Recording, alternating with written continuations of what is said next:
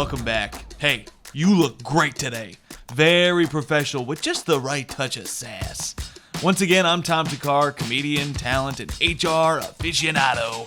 And this is the second episode of Fist Bump, High Five, a place where we gather to celebrate everything you did through that shitstorm that we call 2020. A place where we can vent and bury our tears deep, deep down, where no one can see them.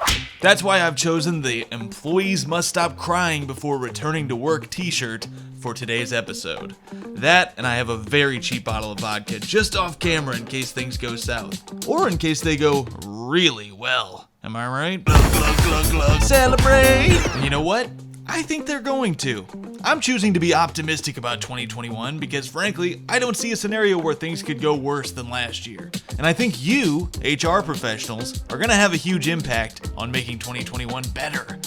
Why do I feel this way? Well, last year I spent a lot of time on Monster.com because comedy clubs shut down. So I feel like I got to know you a lot better. I also feel like a lot of you don't seem to think I'm the right fit for a lot of the jobs I applied to.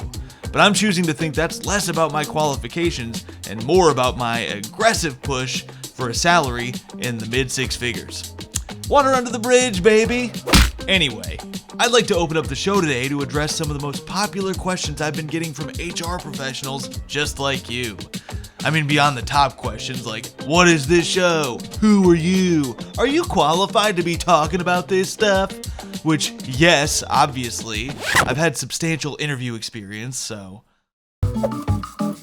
First question. My company has been pushing the message that working from home has boosted productivity. At the same time, the number of meetings has skyrocketed, almost doubling over the past year. How can productivity be going up with so many meetings? Great question. The simple answer is people multitask in those meetings. They're clearly doing other work while that one guy that always talks too much is droning on for what feels like hours. Many of them play video games or indulge in retail therapy. Yeah, that's a thing. And neither of those is exactly productive, but way more fun. Yeah! Okay, next question. My company says that working from home has killed productivity and nothing's getting done. Same thing, multitasking, video games. Wow, we are solving problems. This is easy. Alright, next one. Will there be less crying this year? Wow, that really cuts to the quick of it, doesn't it? Look at me for a second. Look at me, listen very carefully. We'll at least be crying about different things. We won't be crying because we're worried about getting sick. No, we'll be crying because we have to grab our own food from the drive-thru instead of having it delivered at our front door.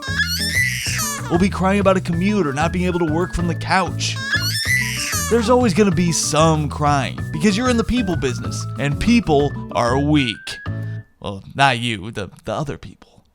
All right, let's find another one. Oh. Why is it that people never seem to actually use their PTO during a lockdown? Easy, because they're forced to stay at home. I mean, how many forced vacations do you typically take? I only take forced vacations when the criminal justice system demands it. But that's beside the point. The point is, why use your PTO when technically you could be sitting in a grass skirt all day every day? And don't think people aren't enjoying pina coladas by 3 o'clock. Watch out for the people with the "it's 5 o'clock somewhere" mugs.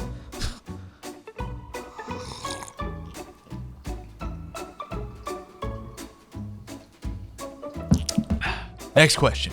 What's the best way to handle an office party when everyone works remotely? Now that's a great question. Here's my answer. Have everyone log on to join the party at 8 p.m. But here's the important part. Mandate that they all have to start drinking at 5 p.m. Don't set a drink maximum, set a drink minimum. What? Or, just have fun with your Zoom backgrounds. I'd say pick the most provocative one. Pro tip, wait until you've exceeded the drink minimum to pick it. Next question. How can I get better at diversity, equity, and inclusion?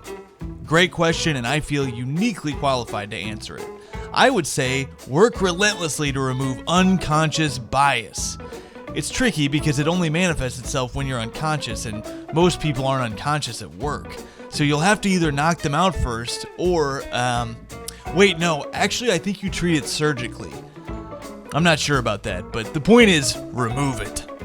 Okay, well, I hope that was as insightful and educational for you as it was imagined it would be for you by me. Before we finish this episode, I'd like to pass along one word of caution. We just wrapped up a crazy, drunk uncle of a year. Many of us spent too much time at home either alone or with family, so I just want to ask you to watch yourself. Isolation can mess with the best of us, and as an HR professional, watch out for what I've termed harmonization.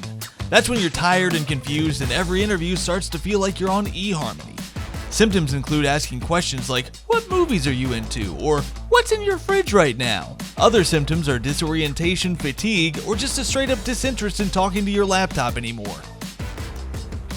We've all been there. Yeah! Okay, I'm Tom Thakkar saying, let's all be careful out there. Fist bumps all around. I'll see you next time.